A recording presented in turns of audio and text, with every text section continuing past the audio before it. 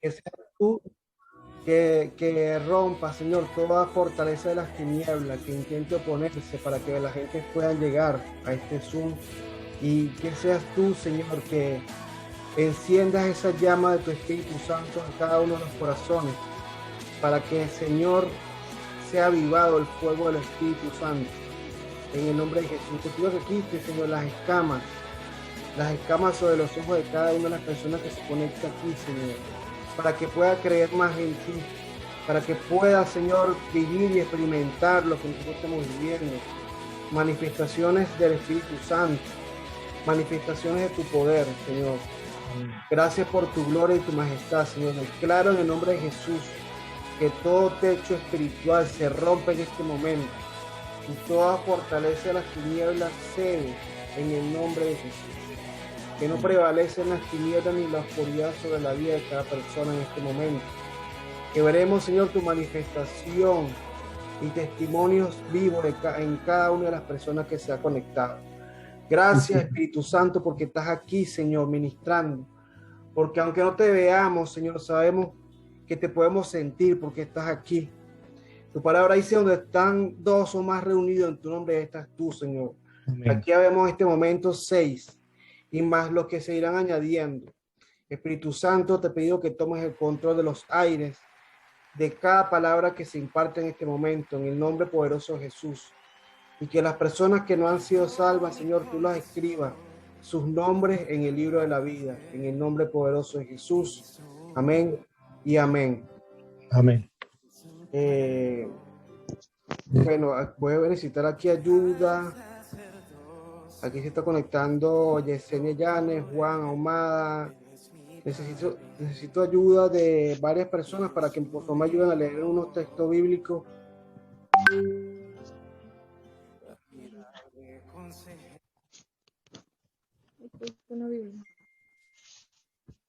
Necesito que por favor Yesenia Llanes me lea, si tienen una Biblia a la mano, por favor, Proverbios 13:22. Mi compañero Juan que me ayude con Eclesiastés 11 de 4 al 6.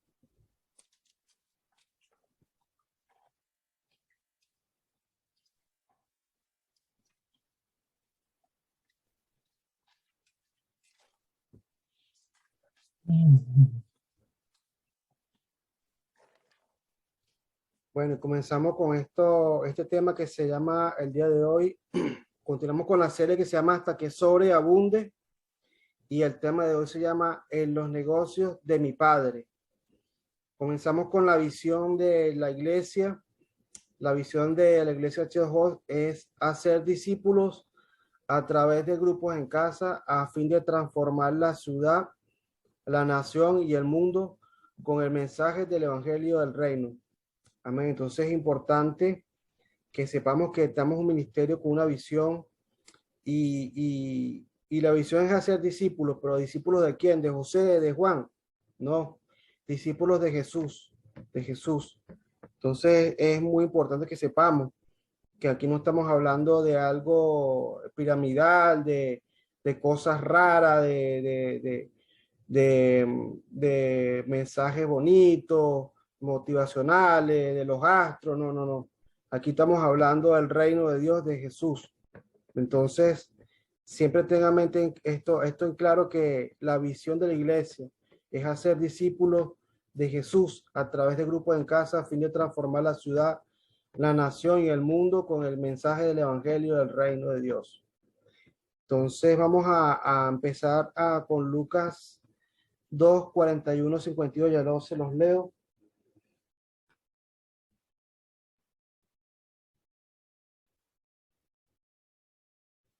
Dice así: el niño Jesús en el templo. Entonces dice así: iban sus padres todos los años a Jerusalén. ¿Los padres de quién? De Jesús, junto con Jesús, a la fiesta de la Pascua.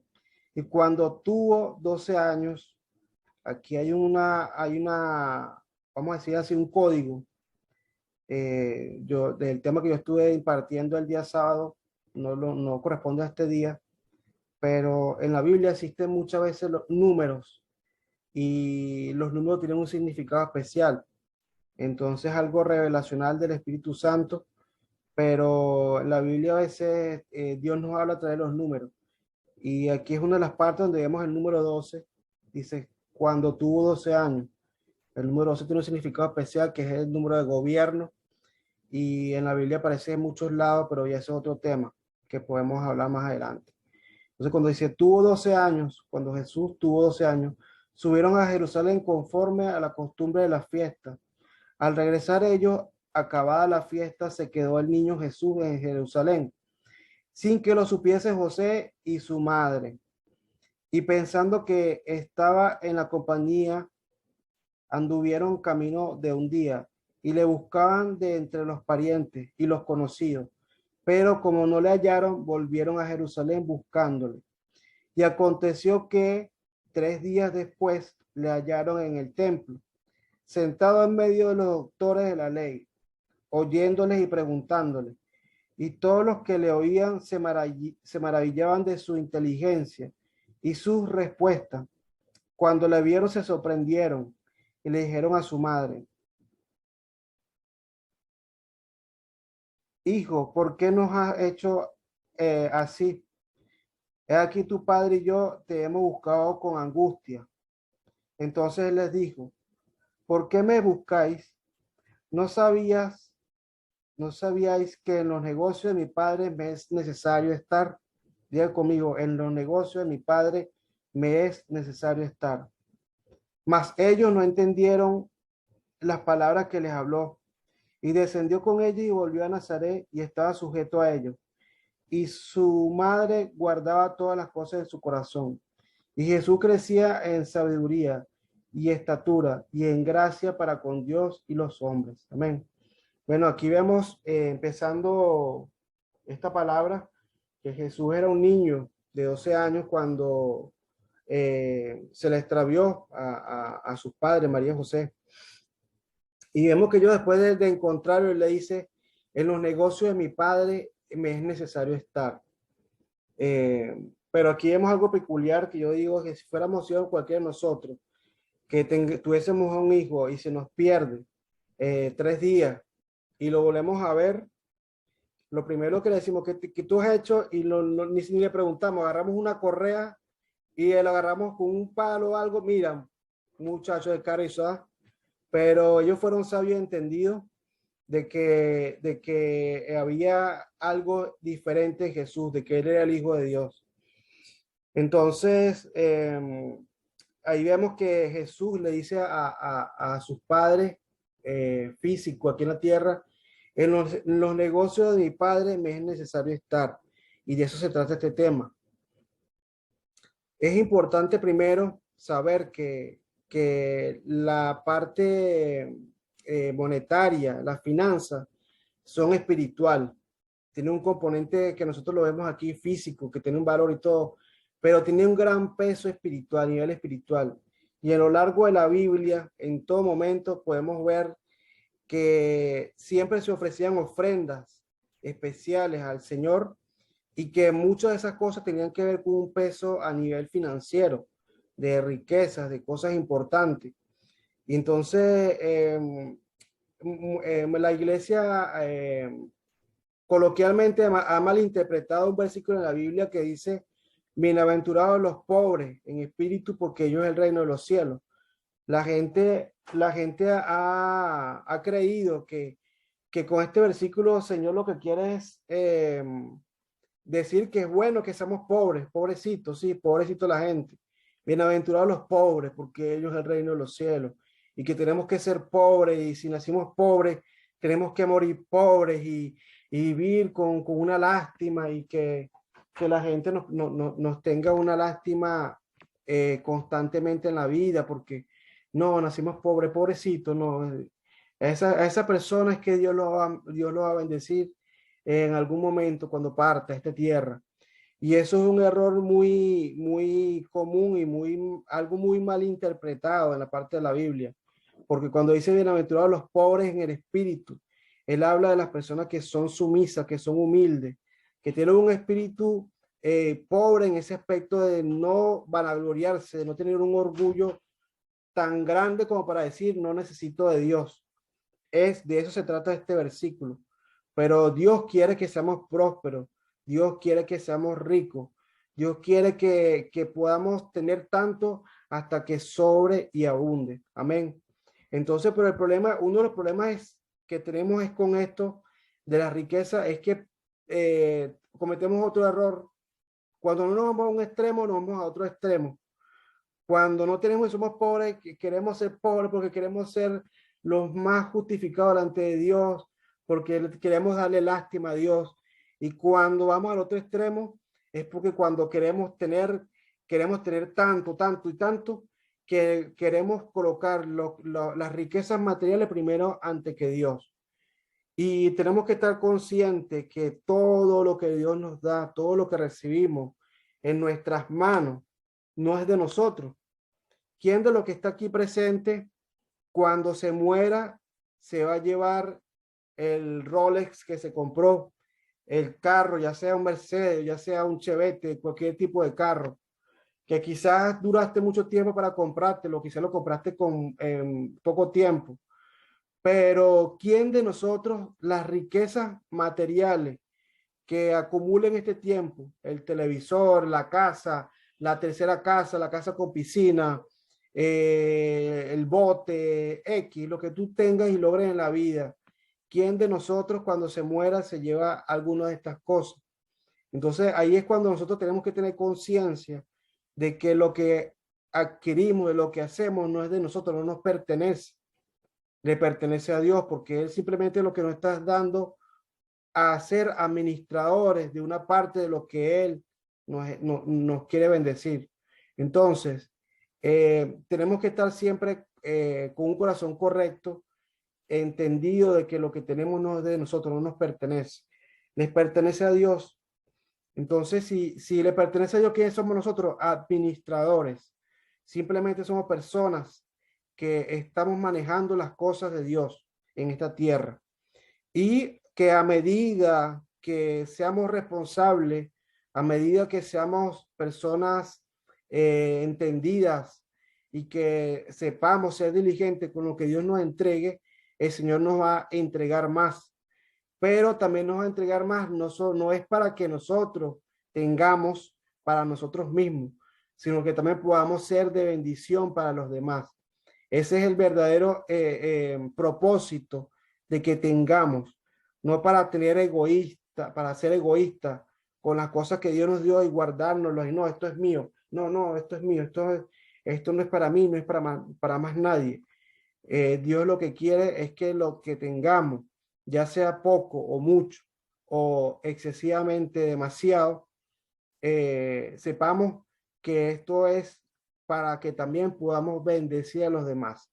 Amén. Entonces, tenemos que estar conscientes de todo esto, de que somos administradores y que tenemos que estar conscientes también de que Dios, todo lo que da, Él lo quiere que se multiplique. Es muy importante que sepamos que el Señor, así como Él tiene la capacidad de multiplicar. ¿Cuántos se acuerdan aquí cuando Jesús multiplicó los panes y los peces? ¿Cuántos panes eran? 5 panes y 2 peces. ¿Cuántas personas eran las que comieron con eso? Dice la Biblia que eran 5,000 hombres, pero contando las mujeres y los niños, dice que aproximadamente son 13,000. 13,000 personas con 5 panes y 2 peces. ¿En qué mente cabe eso?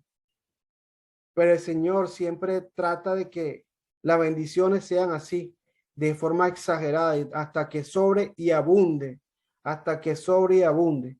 Y dice la palabra que cuántas cestas recogieron de comida. Recogieron 12 cestas, otra vez aparece el número 12. Y no es para que los vean en el loto.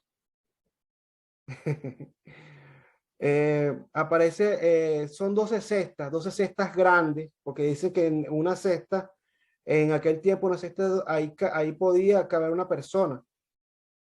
12 cestas grandes de panes y peces. O sea, imagínense ustedes cuántos kilos, cuántas libras pueden haber allí. 50 libras, no más. 100 libras de pescado en cada cesta. sea, sobró exageradamente. Pero lo que quiero que entiendan es que Dios es es un especialista en la multiplicación. Y nosotros como hijos de Dios también tenemos ese don de multiplicar lo que Dios nos entregue. Entonces es muy importante que sepamos que primeramente somos administradores. Vamos a leer aquí en Mateo 25 del 14 en adelante, la parábola de los talentos. Quiero que sepa que los talentos aquí en la Biblia significan a 1000 monedas de plata. Cuando escuchen la palabra talento, a nivel monetario son 1000 monedas de plata. Dice así, porque el reino de los cielos es como un hombre que yéndose lejos, llamó a sus siervos y les entregó sus bienes, el reino de los cielos. Uno dio 5 talentos, a uno dio 2, a otro dio 1, a cada uno conforme a su capacidad. Fíjate cómo es Dios que nos da conforme a nuestra capacidad. Y el que le había recibido 5 talentos fue y negoció con ellos y ganó 5 talentos más. Así lo mismo el que había recibido 2, ganó también otros 2 más. Pero el que había recibido 1 fue y cavó la tierra y escondió el dinero de su señor. Y después de mucho tiempo vino el señor de aquellos siervos y arregló cuentas con ellos. Y llegando él que había recibido 5 talentos, trajo otros 5 talentos, diciendo, Señor, 5 talentos me entregaste, aquí tienes, he ganado otros 5 talentos sobre ellos. Y el Señor le dijo, bien, buen siervo y fiel. Sobre poco me has sido fiel, sobre mucho te pondré. Entra en el gozo de tu Señor. Llegando también el que había recibido 2 talentos, dijo, Señor, 2 talentos me entregaste, aquí tienes. He ganado otros 2 talentos sobre ellos. Su Señor le dijo, bien, buen siervo y fiel. Sobre poco has sido fiel, sobre mucho te pondré. Entra en el gozo de tu Señor. Pero llegando también el que había recibido 1 talento, dijo, Señor, te conocía que eres hombre duro, que ciegas donde no sembraste y recoges donde no esparciste, por lo cual tuve miedo. Y fui y escondí tu talento en la tierra. Aquí tienes lo que es tuyo. Respondiendo su señor le dijo, siervo malo y negligente. Wow. Sabías que ciego donde no sembré y que recojo donde no esparcí. Por tanto, debías haber dado mi dinero a los banqueros y al venir yo hubiese recibido lo que es mío con interés. Quitarle pues el talento y darlo a los que tienen 10 talentos, porque el que tiene le será dado y tendrá más. Al que no tiene, aún lo que tiene le será quitado. Y el siervo inútil, echarlo en las tinieblas de afuera, y allí será el lloro y el crujir de dientes. Wow. Esto es impresionante porque aquí está hablando el Señor en esta parábola de la multiplicación, que lo que Dios nos está entregando, Él nos da, fíjese usted que lo dice, que lo da conforme a la capacidad de cada quien. Quizás una persona tiene capacidad para multiplicar las cosas muchísimo, muchísimo más que otras personas, pero siempre nos está dando conforme a nuestra capacidad. No es conforme a algo arbitrario, algo que no podamos llevar. Y lo importante es que es importante que sepamos eso, que tenemos que ver en nuestras manos qué capacidad tenemos nosotros para dejar de ser conformistas y poder multiplicar las cosas, lo que Dios nos está entregando, ya sea una empresa, un negocio, ya sea en nuestro trabajo, ya sea cualquier cosa que Dios nos pueda entregar. A cada uno de nosotros nos está dando una capacidad de multiplicar y sobre todo en las finanzas. Fíjense ustedes que esta persona entregó de vuelta a Dios lo que Dios le había entregado. Ni siquiera fue que lo malgastó, ni siquiera fue que agarró y se los comió y se fue de rumba, no. La persona solamente dice, tuvo miedo, lo escondí y se lo devolví. O sea, y esto es algo importante porque yo estaba pensando mucho en esto, que Dios quiere que todo lo que le entreguemos se lo entreguemos multiplicado, se lo entreguemos en grande. Si Dios nos entrega algo, Él no quiere que le devolvamos lo mismo, Él quiere que le devolvamos las cosas multiplicadas porque Él ha depositado en nosotros esa capacidad. Esa capacidad, todos tenemos capacidad para hacer riqueza, todos tenemos capacidad para multiplicarnos en todas las áreas de nuestra vida. Entonces, es muy importante que sepamos que Dios lo que nos da es para que lo multipliquemos. Amén.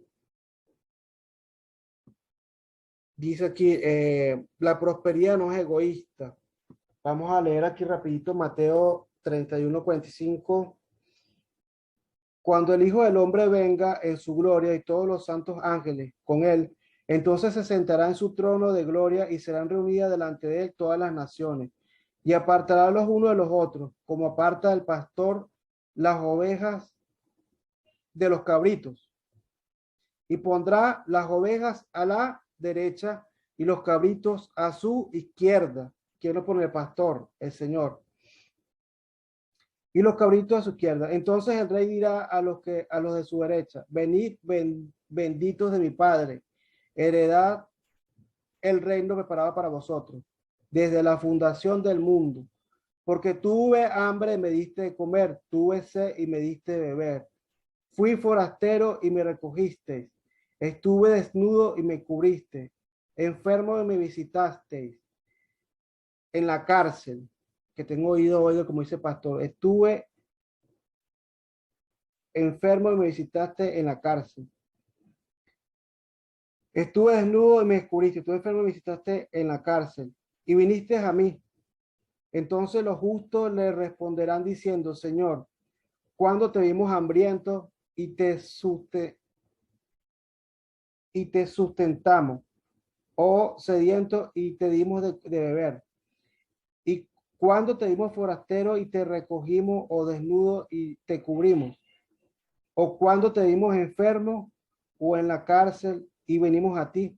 Y respondiendo el rey les dirá: de cierto os digo que en cuanto lo hiciste a uno de estos mis hermanos más pequeños, a mí me lo hiciste. Entonces dirá también a los de la izquierda: apartados de mí, malditos. Wow. Al fuego eterno preparado para el diablo y sus ángeles, porque tuve hambre y no me diste de comer, tuve sed y no me diste de beber, fui forastero y no me recogiste, estuve desnudo y no me cubriste, enfermo y en la cárcel y no me visitaste. Entonces también ellos le respondieron diciendo: ¿cuándo te vimos hambriento, sediento, forastero, desnudo, enfermo en la cárcel y no te servimos? Entonces le responderá diciendo: de cierto os digo que cuando no lo hiciste a uno de estos más pequeños, tampoco a mí lo hiciste. E irán estos al castigo eterno y el juicio de la vida eterna. Aquí vemos algo importante en cuanto a esta parábola, porque vemos la riqueza, la prosperidad no es egoísta. Si Dios nos da la capacidad de tener algo, de ser bendecido, de tener ya sea poco o mucho, tenemos la capacidad tanto de multiplicarla, pero ¿para qué? Para compartirlo. Aquí dice el Señor claramente que cuando vayamos a la presencia del Señor tenemos que dar respuesta, tenemos que dar razón de todas las cosas que hemos hecho. Y tenemos que dar razón también de las cosas que no hemos hecho. Entonces es muy importante que sepamos que siempre Dios nos está viendo y que las cosas que hagamos, ya sea darle un pan a un amigo, a una persona necesitada, quizás tenemos la capacidad de poder ayudar a una persona, a un amigo necesitado, pero por egoísmo, por cuestiones de uno, quizás uno no ayuda a la otra persona. Por ahí una persona me decía, no, es que yo no le hago mal a nadie, yo creo en Dios, yo no le hago mal a nadie, yo soy una persona buena, yo creo en Dios así, ya. Pero vemos que la Biblia te dice no solamente eso, sino que también con tus actos, de lo que tú hagas, con lo que tú hagas, tú tienes que darle respuesta al Señor. Tenemos que darle al Señor, ¿cómo es la palabra? razonamiento, tenemos que presentarnos ante de todas las cosas que hagamos. Dale cuentas. Ajá, y también las cosas que no hagamos también. Entonces, no, que yo soy bueno, que yo no le hago mal a nadie, sí, pero no solamente eso, sino también qué cosas tú no haces hacia los demás, que también pudieras hacer y que no lo hiciste.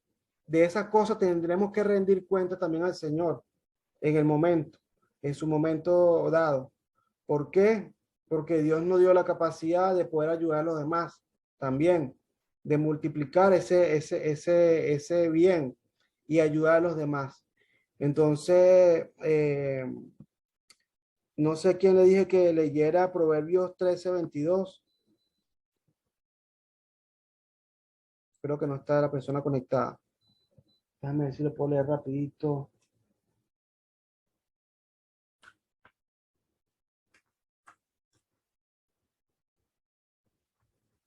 Proverbios